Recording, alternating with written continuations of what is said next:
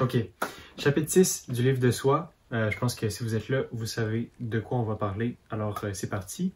Donc, lorsqu'on s'est laissé au chapitre 5, on avait oublié de parler de la parenthèse, ou du moins, c'était délibéré, là, mais on n'en avait pas parlé.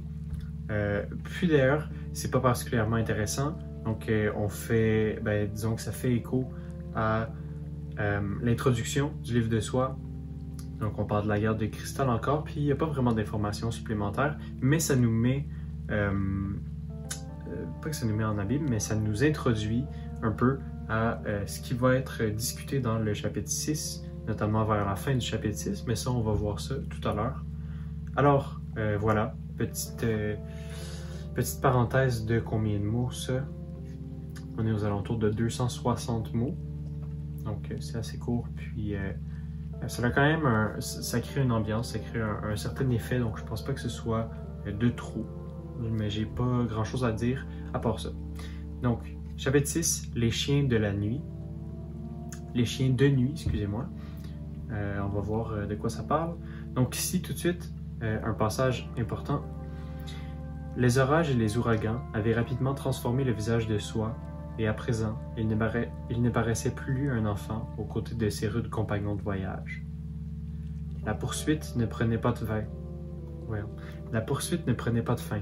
Sur leur route, les 6 cavaliers avaient interrogé de nombreux chefs de tribus et obtenu parfois des renseignements précieux.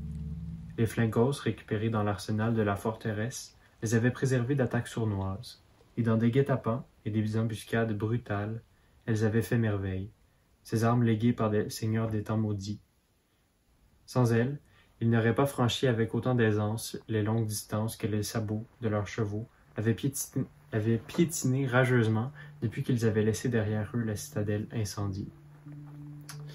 Donc, on zoome lentement sur Soi, puis ceux qui l'accompagnent. Donc, dans la parenthèse, on avait un peu dézoomé, donc on parlait plus d'eux. Puis ici, on nous introduit peu à peu à où ils sont rendus, avec ces 2 paragraphes-ci. De la même façon qu'on dézoomait à la fin du dernier chapitre. Donc, on en avait parlé dans le chapitre 5, là, mais il y avait comme un dézoom sur la situation, la parenthèse, puis ici on rezoome. Voilà, ça a un effet assez intéressant que ça donne l'impression de rajouter de l'importance au récit, ça rajoute de la grandeur. Donc, ça a l'air un peu plus épique quand on fait des grandes manœuvres comme ça pour nous présenter l'histoire sous un angle différent. Soi était devenu silencieux. Au début de l'expédition, il avait interrogé ses compagnons l'un après l'autre, longuement, avidement. Même Dorn, qui n'était que sarcasme et demi-vérité, avait été questionné. Entre ses plaisanteries et ses saillies parfois obscènes, Soi avait essayé de trouver quelques données positives. « Je te plains, avait dit le gnome, jeune homme. Je te plains sincèrement d'être encore si farci d'illusions, de certitudes. Mais laisse passer le temps et tu verras. » Évidemment, il est question du passage de l'enfance à l'âge adulte, donc Soi qui est dans ce processus-là est encore farci d'illusions, est encore plein d'idéaux manichéens d'une certaine façon, puis il a beaucoup à apprendre encore, donc c'est pour nous rappeler que le livre est loin d'être terminé, il y a encore beaucoup de choses, il y a encore beaucoup de choses à apprendre, que ce soit dans ce livre-ci ou dans les 2 qui suivent, donc c'est certain qu'on peut voir le voyage du héros dont j'ai déjà parlé à de nombreuses reprises, on peut le voir seulement du point de vue de ce livre-ci, mais on peut aussi le voir du point de vue de la trilogie. Puis, c'est ça, il y a comme différents développements dans l'histoire de Soi, le développement dans sa personne, qui peuvent être vus de différentes façons. Et voilà, ici on nous montre qu'il est encore farci d'illusions, donc oui, il y a eu un changement dans la personnalité de Soi, notamment à cause de sa trahison, donc il est question dont il a été question au cours des 5 derniers chapitres, mais il y a encore à apprendre. Le soleil rouge était un odieux symbole de pourriture et de mort. C'est intéressant parce que la parenthèse préfaçait ce sentiment-là de la chaleur avec la guerre de cristal, puis la guerre de cristal d'ailleurs, juste pour faire une brève explication, c'est un événement comme une troisième guerre mondiale où les différents pouvoirs emploient la bombe donc la bombe atomique, et tout devient un désert, tout devient chaleur. Et donc ici, on passe du froid des premiers chapitres, des 5 premiers chapitres, à une chaleur intense, donc le soleil rouge. Puis on va le voir plus tard aussi. Le soir, quand le soleil disparaissait ainsi, apportant à la fois le soulagement de la fraîcheur et l'angoisse des traquenards, la lune se montrait blême et gibbeuse, visage d'argent et de fiel. Une autre lune l'accompagnait, qui avait été façonnée par les hommes et que les chamans des steppes désignaient comme le véritable siège des démons. Donc ici, il est encore question de la peur de l'inconnu. Donc l'autre lune, c'est une pièce de technologie, c'est une lune façonnée par les hommes. Et donc il y a différentes histoires à ce sujet. Les chamans désignent le véritable siège des démons. Ils désignent cette lune-là comme ça. Et donc évidemment, ça témoigne de la peur de l'inconnu, mais c'est aussi une préfiguration de ce qu'on va retrouver dans d'autres livres, je crois. Mais les 2 autres livres, je pense pas que c'est dans celui-là, mais c'est une préfiguration, ça fait écho à quelque chose qui va arriver à l'avenir. Soi avait entendu parler des chiens de nuit, mais jusque-là, il avait voulu croire à une des innombrables superstitions qui couraient les pays du Nord. Dans les villages, on disait que les chiens de nuit portaient en eux les âmes de cruels guerriers morts sans vengeance, ou de chamans aigris que les démons avaient investis de missions sanglantes. Donc ici, on voit encore les superstitions, comme on le voyait dans ma dernière intervention là, avec la lune façonnée par les hommes. Puis, c'est intéressant parce que tout à l'heure, dans les chapitres 1, 2 et 3, plus ou moins, lorsqu'il était question de la citadelle, puis de la religion de la citadelle avec le grand serpent, c'est ça, il était question de religion. Mais là, maintenant qu'on a quitté cet endroit-là, maintenant qu'on est dans les pays du Nord, ça s'est transformé en superstition. Donc, il y a cette opposition-là qui est assez intéressante entre la citadelle puis les pays du Nord, la citadelle et l'extérieur, l'organisation versus l'anarchie, la religion versus les superstitions, puis superstition et sorcellerie, là, on le voit avec les chamans ici, puis aussi entre le froid et la chaleur. Donc, c'est une opposition qui est assez intéressante, puis je crois que c'était vraiment délibéré de la part de Daniel Walther de faire une séparation aussi importante entre les 2 mondes. Puis ça fonctionne vraiment bien, puis ici on le voit particulièrement. Donc, on passe beaucoup de phrases, beaucoup de paragraphes, parce que j'ai pas grand-chose à dire à leur sujet. La mort, une fois de plus, s'éloignait, reculait dans la nuit. Donc, c'est vraiment plus intéressant que de dire qu'ils se sont sauvés des chiens de la nuit. Donc, ici, en fait, oui, voilà, faut que je l'explique.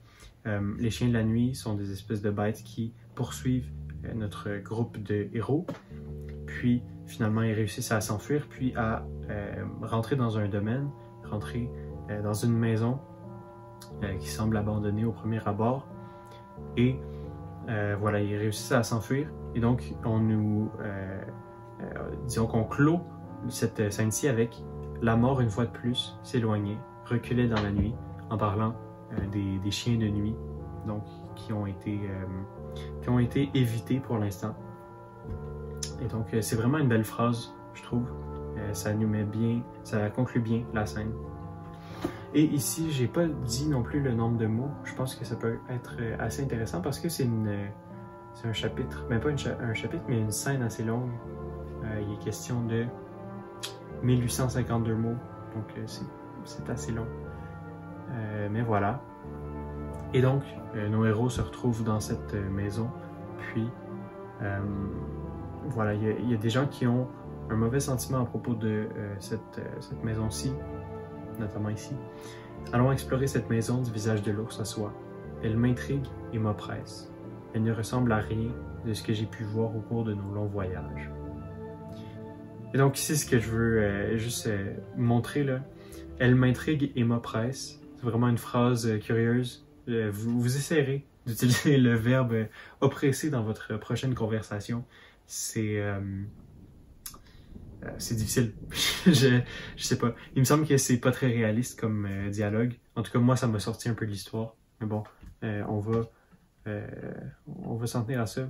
Et ici, alors qu'ils sont encore dans la maison, Visage de l'ours et soit discutent de l'origine, de la nature des chiens de nuit qui viennent d'affronter. Et il y a cette conversation-là que je vais lire juste les trois passages ici. Visage de l'ours, je te dis qu'il ne s'agit pas de fauves ordinaires. De cela je me doute, comme toi, mais de là à conclure que ce sont des démons qui portent les âmes immondes des chamans vengeurs, ce n'est pas ce que je veux dire. J'ai lu dans des livres de la bibliothèque de Magnus que les hommes des temps maudits construisaient des machines extraordinaires qui reproduisaient tous les mécanismes de la vie humaine ou animale. Ils appelaient cela des robots, des androïdes, des automates. Ces machines les protégeaient et les distrayaient, les soulageaient des travaux les plus rudes. Et je commence à croire. Et donc ici, j'ai deux choses à dire. Premièrement, on voit que Visage de l'ours, c'est quand même quelqu'un qui a lu certains livres. Ça a été dit précédemment, mais c'est quelqu'un qui est quand même bien éduqué pour une personne qui n'a pas été élevée dans la citadelle, pour une personne dont les origines sont mystérieuses, mais clairement, c'est pas un noble, c'est un paysan en quelque sorte. Puis, voilà, il émet quand même des doutes quant aux superstitions de son peuple, et ça montre une certaine curiosité intellectuelle, une certaine intelligence. Première chose. Deuxième chose, ici on fait un excellent usage de l'idée d'un futur tombé dans un second Moyen-Âge, avec ces androïdes ici qui fonctionnent encore sans leur maître. Puis c'est une idée qui n'est pas nouvelle, c'est pas une idée que Daniel Walther a inventée, très clairement. Donc c'est ça, cette idée-là des technologies du passé, c'est assez réminiscent de la théorie des Ancient Aliens de Eric von Däniken. Donc je ne sais pas si vous avez déjà entendu parler de ce sujet-là, mais voilà, c'était cette théorie comme quoi les civilisations du passé auraient été rencontrées par des aliens, des extraterrestres, qui leur auraient permis de développer des technologies qu'ils auraient utilisées notamment pour faire des pyramides. Donc c'est l'exemple par excellence, là. Mais c'est une théorie qui est typique des années 70 et 80, avec justement cette personne-là, Eric von Däniken, qui aurait développé le concept en premier. Puis c'est ça. Donc ici, il y a cette idée-là un peu des androïdes du passé, de technologie qui n'est plus accessible aujourd'hui. Donc c'est un livre qui est dans l'air du temps. C'est assez clair ici. Et finalement, avant de clore cette nouvelle scène de 900 mots, il y a juste ça que je veux lire. Mais personne ne sait s'ils ont survécu. Là-bas, dans l'espace noir et glacé, en parlant de la lune façonnée par les humains de tout à l'heure, non mon fils, personne ne le sait. Les livres que tu as lus sont anciens déjà, et les hommes des temps maudits, qui sont partis vers d'autres mondes, sont peut-être morts sans descendance. Ils nous ont laissé un bien triste héritage, une terre hantée par les spectres de leur cruauté et de leur inconscience. L'ordre qu'ils ont établi jadis, tu sais bien L'ordre qu'ils ont établi jadis, tu sais bien ce qu'il en est advenu. Donc ici, c'est assez impressionnant parce qu'on a un message environnemental au final. Donc, il était question de la guerre de cristal, il était question justement de ces bombes atomiques. Puis, on comprend ici que ça a détruit la planète. Et donc, au final, c'est un message environnemental qui a fait passer Daniel Walther par la bouche de Visage de l'ours. Et c'est assez intéressant. Je dirais pas que c'est avant son temps, puisque des idées environnementales comme ça existaient déjà bien avant, mais disons que c'est un sous-texte à l'histoire qui est adéquat. Puis donc ici, évidemment, je dis que c'est pas une idée qui est nouvelle à l'époque, parce que le message environnemental est dans le cadre de la crainte de la bombe atomique, qui est vraiment une crainte de l'époque, puis de bien avant même les années 50-60, tout ça. Donc voilà. 904 mots pour cette scène-ci, puis on recommence tout de suite juste là. Immobile, le souffle suspendu aux êtres de la nuit, il se tenait sur la première marche d'un escalier de pierre qui descendait vers d'épaisses ténèbres. Une sensation oppressante les avait figés ainsi, tous deux, sur le seuil de l'inconnu. L'homme qui ressemblait à un ours et le jeune garçon, parvenu aux limites de l'adolescence, comme s'ils venaient d'atteindre la frontière d'un domaine nébuleux, surveillé par des créatures invisibles, mais toutes puissantes. Et ici, ce qui est intéressant, c'est que Soi et Visage de l'ours ne sont pas nommés dans la scène. Donc, même plus tard, là, c'est seulement des ombres. Ils ne sont pas nommés par leur propre nom, mais ils sont décrits légèrement.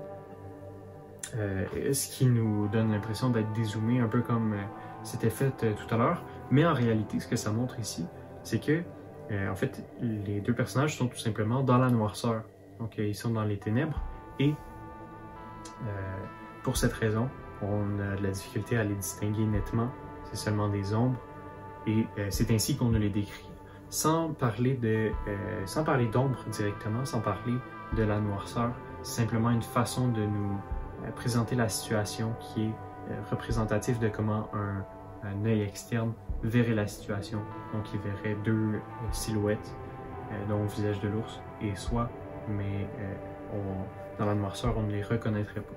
Et donc ici, Visage de l'ours et Soi descendent dans le sous-sol de la maison qu'ils ont pris pour se réfugier des chiens de nuit.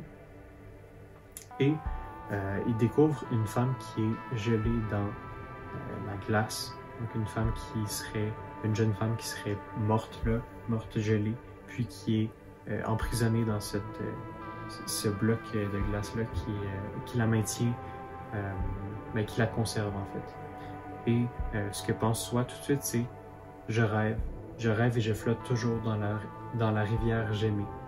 Et ça, c'est vraiment intéressant parce que les personnages, au final, ils doutent toujours de la réalité de ce qu'ils voient. Donc, ils se disent toujours qu'ils rêvent, puis ça nous fait douter au passage. Et c'est assez intéressant parce que ça montre que le monde du rêve et de la réalité, pour les personnages, c'est vraiment deux dimensions qui sont étroitement liées. Donc, il y a vraiment un lien qui est particulier et qui est étrange, puis on va le voir encore dans cette même scène. Soi ne parvenait pas à détacher ses regards de la jeune femme prise dans le bloc de cristal. Toute l'horreur des jours anciens revenait à la charge, semant dans la pénombre du souterrain des sonorités confuses, des rumeurs tenaces et inquiétantes. La mort avait été à la fois complaisante et cruelle, complaisante parce qu'elle avait épargné les traits de sa victime, cruelle car elle semblait avoir été lente à faire son œuvre. Le cristal s'était refermé étroitement autour des chairs, drapant avec une maniaquerie d'artiste les lambeaux de vêtements, s'évertuant à modeler avec une précision dantesque les creux et les courbes, macabre chirurgien de mort, esthète étincelant, dont le sens du détail tragique et de la mise en scène morbide aurait fait blêmir d'envie un Michel-Ange de l'agonie. Ici, la dernière phrase que je viens de vous nommer, que je viens de vous lire, selon moi, c'est l'une des plus belles phrases du livre. Donc vraiment, c'est une magnifique phrase. C'est pour ça que j'apprécie ce livre-ci. Il y a plein de défauts. Okay? On va pas se mentir là-dessus. C'est pas un livre qui fonctionne à tous les égards, mais Daniel Walther sait écrire. Daniel Walther a vraiment une belle prose qui est capable de mêler avec cette histoire de fantasy un peu onirique. Je trouve que c'est dans des descriptions comme ça que le livre est à son meilleur. Soi fasciné, contemplait avidement la jeune prisonnière du cristal. Il rêva qu'elle n'était pas morte. Puis ici, on a encore un autre paragraphe où on explique ce qu'il rêve. Mais le problème ici, c'est que 2 paragraphes plus tard, on voit que Soi est encore dans la même scène. Donc, à force de fixer la jeune femme de cristal, il eut l'impression que sa poitrine se soulevait imperceptiblement. Il est encore dans le sous-sol avec Visage de l'ours. Et il n'y a pas eu d'ellipse entre 2 scènes, c'est vraiment la même scène. Mais ici, dans ces 2 paragraphes-là, on dit qu'il rêve. Et donc, on parle clairement pas d'un rêve lorsqu'on est endormi, on parle d'une autre sorte de rêve, peut-être simplement une réflexion, un fantasme, mais c'est vraiment étrange. C'est peut-être un problème de phrasé, un problème dans le choix de mots, mais voilà, ça m'a un peu sorti de l'histoire. Il rêva qu'elle n'était pas morte, mais à ce moment-là, il s'endort pas. Il n'est pas question d'un vrai rêve en tant que tel. Et je ne sais pas trop ce que ça voudrait dire, je ne sais pas trop ce que Daniel Walther voudrait faire passer comme message à travers ça.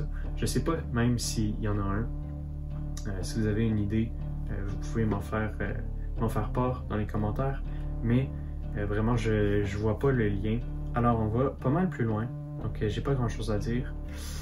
Il est possible, déclara Soi, que ces machines aient été créées pour garder la maison et pour en protéger les abords, en parlant des chiens de la nuit. Après la mort des maîtres, elles ont continué à fonctionner, comme par le passé, accomplissant leurs tâches docilement, bêtement, comme des automates. Et donc ici, c'est une idée qui est carrément volée de Clifford C. Mack dans Demain les chiens. Donc, Demain les chiens notamment, mais c'est un principe que Clifford C. Mack avait exploré dans plusieurs de ses romans. Le plus connu étant Demain les chiens, qui est un excellent roman, qui est un roman qui était déjà assez célèbre dans la sphère de la science-fiction à l'époque où Daniel Walther écrivait.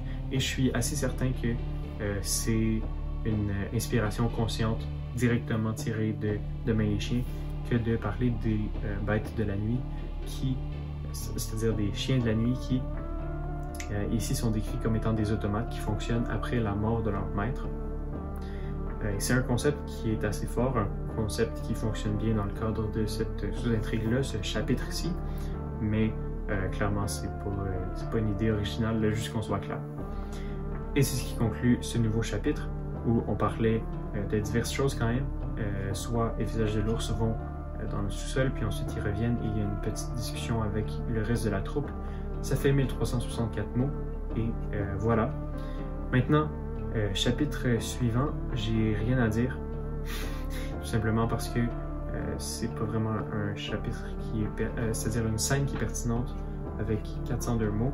Ici, même chose, donc 558 mots. Cette fois-ci, par contre, il y a quand même un intérêt, puis je veux en parler. C'est-à-dire dans la scène d'avant. Donc là, je saute un peu, là, je suis désolé. Le message mental du visage de l'ours lui parvint, le cueillant au creux de la vague. Tu as tort, Soi, je suis tenace. Nous retrouverons ici et tu seras le père de ses enfants.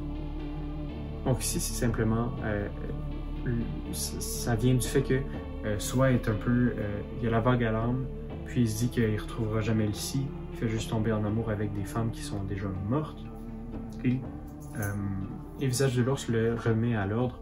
Puis parlant de Lucie, ici on a ce chapitre-ci où on la voit, on voit où elle se trouve maintenant, et où elle se trouve en fait c'est dans un petit village, pas très grand, avec quelques femmes qui s'occupent d'elle. Donc elle est encore prisonnière j'ai oublié son nom, de Leaf, je crois. Oui, de Leaf. Qui finalement a décidé de la garder pour lui, au lieu de la vendre au Hetman comme il l'avait prévu au départ. Et donc on en comprend que Lucie c'est quand même une femme d'une beauté assez surprenante. Donc finalement il décide de la garder pour lui, de rester au village, puis c'est ce qu'on apprend de Lucie. 558 mots, c'est une scène assez courte, puis ça fonctionne plutôt bien. Ça c'était une scène qui était importante. Ça, c'est une scène qui avait sa place dans le chapitre. Mais réellement, ce chapitre-ci, chapitre 6, il pourrait être coupé à plusieurs endroits, là. Ce qui n'était pas le cas dans les chapitres précédents, ou en tout cas pas dans la mesure de celui-ci. Et finalement, on a un autre chapitre que je passe très rapidement, c'est-à-dire une autre scène, je suis désolé. Une autre scène dans laquelle la troupe sort de la maison.